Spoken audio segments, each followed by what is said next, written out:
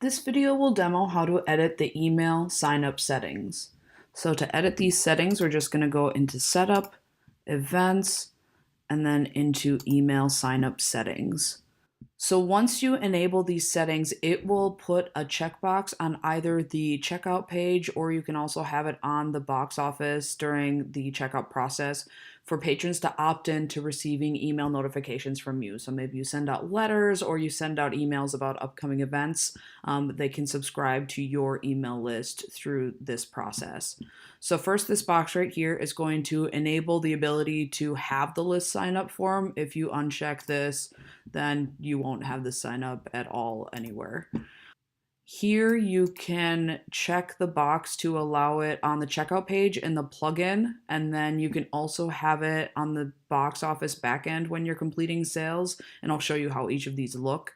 You can turn this auto check on so it will always subscribe them to the email unless they turn it off, or you can turn it off and then it will only put them on the email list if they check the box. You can do a double opt-in where it would send them an email to confirm that they want to be on the list, that they didn't maybe just check the box by accident, and then they have to opt in that way too and confirm. And then this email sign-up label is what will display on the plugin. So I put here, I want to receive emails about upcoming events. And then here you can add a description about the email sign-up. So I'll click save there. And then if we go into the box office, here's where the newsletter sign up will be when you're doing sales through the box office. So I've got the auto check on, so it's already checked for me.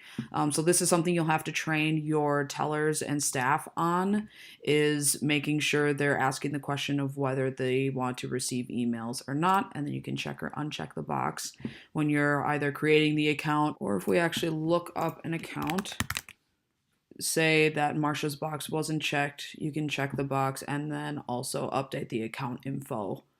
And then if we go into the plugin at the bottom where the patron would enter their credit card information, and then they can agree to the terms and conditions here. And then right below is where it would give that label that you entered in, and it's auto checked because that's what I have it set up to do, but they can uncheck the box if they want.